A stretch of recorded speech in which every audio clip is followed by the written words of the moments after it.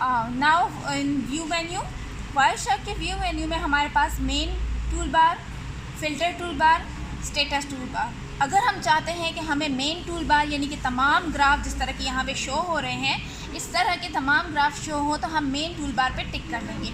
अगर मैं main tool बार से टिक हटाती हूँ तो आप यहाँ देख रहे हैं चेंजेस, ठीक है।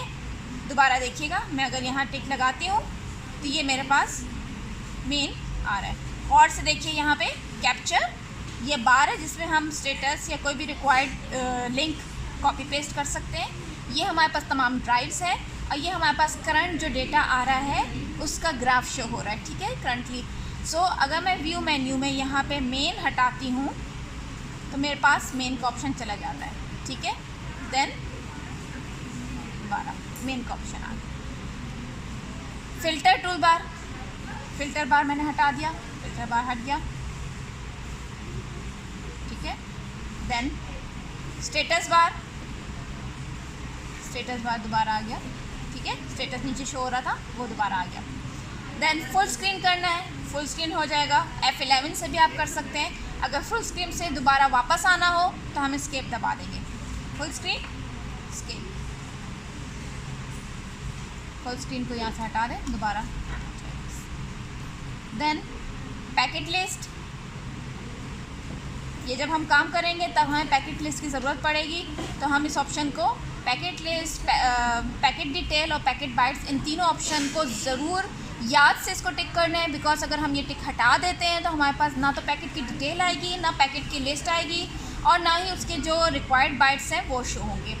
आफ्टर दैट पैकेट की डायग्राम, अगर हमारे पास नेटवर्क पे पैकेट्स आते हैं तो उसकी डायग्राम यानी कि उसका ट्री स्ट्रक्चर हमें शो होगा कि फ़र्स्ट वो कहाँ कौन से नेटवर्क से स्टार्ट हुआ है और कहाँ तक वो डिलीवर हुआ है।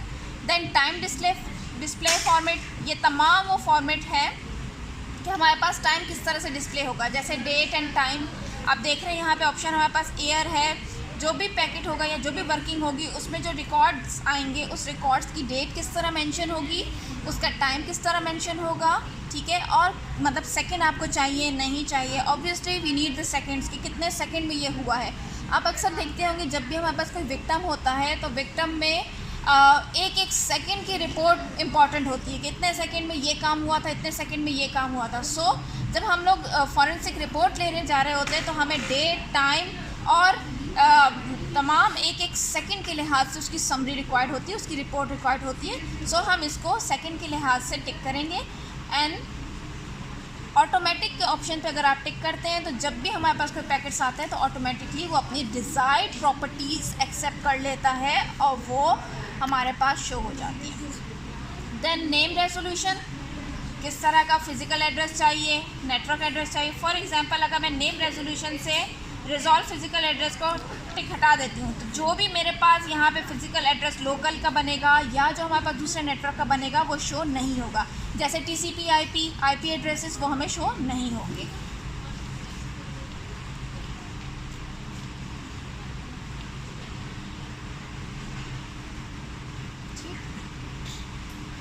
देन जूम इन करना है, जूम आउट करना है। शॉर्टकट कीज इसकी मौजूद है, control++ and control+-.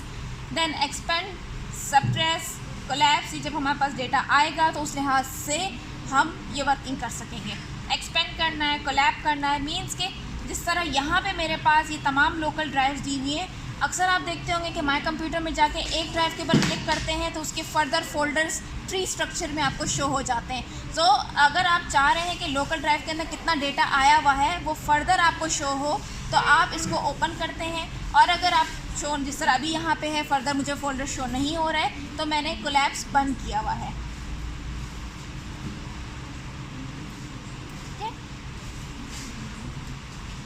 Then colourise packet, colouring, फिर कन्वर्सेशन, रीसेट लेआउट, जो भी लेआउट आपसे अगर कोई मिस्टेक हो गई है आप नहीं चाह रहे हैं या अगले केस के लिए आप रीसेट करना चाह रहे हैं तो आप इस ऑप्शन को सेलेक्ट करेंगे। एंड देन इंटरनल्स में आपके पास कन्वर्सेशन हैश है और डिस्क सेक्टर टेबल्स है और सपोर्टेड प्रोटोकॉल्स है। मीन्स कि अगर आपके पास कोई भी कन्वर्सेशन हुई है, कन्वर्सेशन मीन्स कि नेटवर्क ए से नेटवर्क बी तक कोई भी डेटा गया है तो उस डेटा के बिटवीन कितने पैकेट्स हमारे ट्रांसफ़र हुए, क्या टाइम था, क्या सेकंड थे, कौन सा नेटवर्क यूज़ हुआ, कौन से IP यूज़ हुई है, कौन सा आपके पास जो है जो भी फॉर एग्ज़ाम्पल आप किसी ISP का नेटवर्क यूज़ करते हैं तो कौन से ISP थी। अगर आप पाकिस्तान के ISP से यूज़ कर रहे हैं, पाकिस्तान का हब यूज़ कर रहे हैं, पाकिस्तान का गेटवे यूज़ कर रहे हैं, तो उसकी IP से आपको ये तमाम कन्वर्जेशन है जिसकी डिस्टॉर्शन और उसकी सपोर्टेड प्रोटोकॉल्स नज़र आ जाएंगे।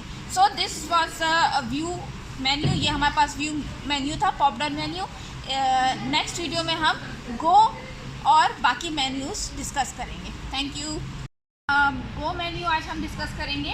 गो मेन्यू में हमारे पास पैकेट, गो टू पैकेट, जो भी पैकेट हमने ट्रेस आउट किया है उस पर जाने का ऑप्शन है, लिंक है, नेक्स्ट पैकेट पे, प्रीवियस पे, फर्स्ट वन पे, लास्ट पैकेट पे, नेक्स्ट पैकेट की कन्वर्जेशन पे, प्रीवियस पैकेट की कन्वर्जेशन पे, नेक्स्ट पैकेट की हिस्ट्री पे, प्रीवियस पैकेट की हिस्ट्री पे, और ऑटो स्क्रॉल इन लाइव कैप्चर। अभी ये सारे ऑप्शन हमारे पास इनएक्टिव है क्योंकि हम लोग वर्किंग नहीं कर रहे। जब हमारे पास पैकेट आएगा तो ये सारे ऑप्शन एक्टिव हो जाएंगे, तो फिर ऑटोमेटिकली आप नेक्स्ट भी कर सकोगे, प्रीवियस भी कर सकोगे, फर्स्ट भी कर सकोगे, last and so on. So now moving to the next option, next menu is capture menu. Capture menu में हमारे पास ऑप्शंस हैं। अगर आपने ऑप्शंस देखने हो तो हम Ctrl+K कर देंगे, शॉर्टकट है जो, और अगर हमें स्टार्ट करना हो तो Ctrl+E and capture filter, refresh interface, ये तमाम ऑप्शन कैप्चर में मौजूद है। सो अभी आपको नज़र आ रहा है कि हमारे पास ये नेटवर्क है, एडॉप्टर हमें ये ट्रैफिक दे रहा है, ठीक है, कि हमारे पास इस कंप्यूटर में इस वक्त जो नेटवर्क कनेक्टेड है उसमें ये ट्रैफिक आ रही है। तो अगर मैं इसको स्टार्ट करती हूँ तो स्टार्ट पे जाने के बाद हमें ये कहता है कि SSH सर्वर का एड्रेस दो। अगर तो मैं यहाँ पे एड्रेस दे देती हूँ जो भी IP है 192.168.119.0 जो भी हमारे पास IP एड्रेस होगा, अगर मैं यहाँ पे दे देती हूँ या मैं उन पर कोई भी मेल एड्रेस दे देती हूँ, वेब एड्रेस, तो यहाँ से हमें वो तमाम जो डेटा है, जो ट्रैफिक है, वो कैप्चर करके दे देगा। ऑथेंटिकेशन, यहाँ पे SSH की ऑथेंटिकेशन डिटेल जो भी है हम यहाँ पे मेंशन करेंगे। कैप्चर पे क्लिक करेंगे तो हमें वो कैप्चर करके दे देगा। रिमोट कैप्चर हो, पैकेट कैप्चर है और रिमोट इंटरफेस है। देन डीबग करना हो, डीबग मीन्स कि अगर हमारे पास नेटवर्क पे कोई वायरस आ रहा हो या कोई वर्म या कोई इस तरह की चीज़ अटैक कर रही हो या हमारे पास कोई फाइल फोल्डर क्रैश हो गया हो तो हम डीबग पे जाते हैं और डीबग जो है हमें वो क्लियर करके दे देता है। सेव पैरामीटर के ऑप्शन को हमेशा चेक रखिएगा ताकि हमारे पास जितने भी पैरामीटर्स हैं वो सेव होते रहें। सो ये हमारे पास यहाँ का ऑप्शन है।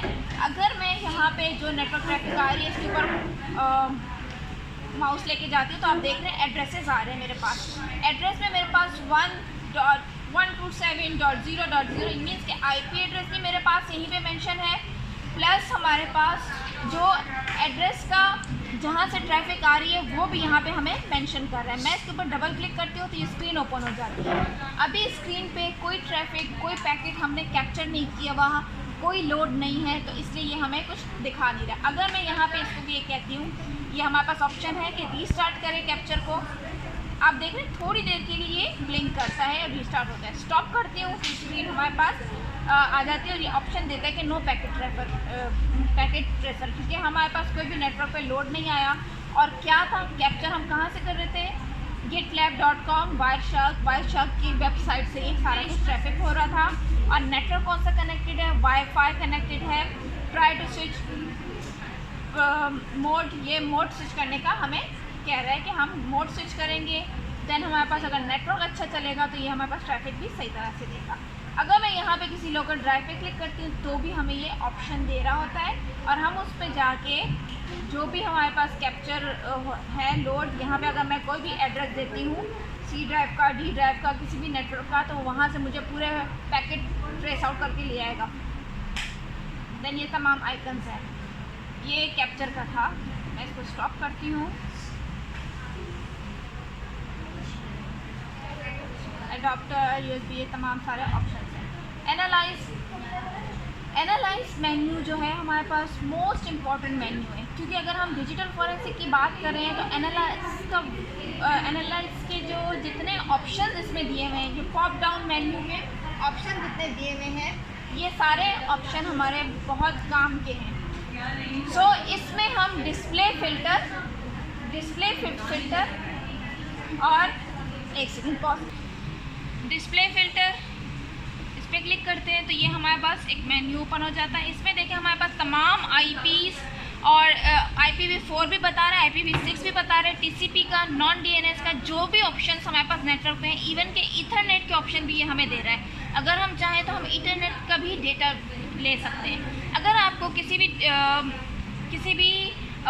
एरिया से किसी भी क्राइम सीन से लैपटॉप मिला है और उसके अंदर कुछ डेटा है, तो आप उस लैपटॉप के अंदर ये वायरशार्क का सॉफ्टवेयर इंस्टॉल करके ये तमाम चीज़ें, तमाम डेटा गैदर कर सकते हो, जिससे आपको पता चल जाएगा कि उनके IPv4 का क्या प्रोटोकॉल्स थे और उनके IPv6 के क्या प्रोटोकॉल्स थे, और इनके ज़रिए आप जो है अब फर्दर इंफॉर्मेशन ले सकते हैं। देखिए तमाम उसमें आपके पास ऑप्शंस आ रहे हैं। सेकेंड हमारे पास डिस्प्ले फ़िल्टर माइक्रोब्स, क्योंकि यहाँ पे हमारे पास काम नहीं हो रहा, तो ये एक्सप्रेशन, ये देखें कितनी इन्फॉर्मेशन हमारे पास, पूरे हार्डवेयर की इन्फॉर्मेशन आ रही है। ये हमें बता रहा है कि क्या क्या अपलोड हो रहा है, क्या क्या नहीं हो रहा। इवन के देखें यहाँ पे ये बता भी रहा है कि हमारे पास ऑडियो क्या क्या कनेक्टेड है।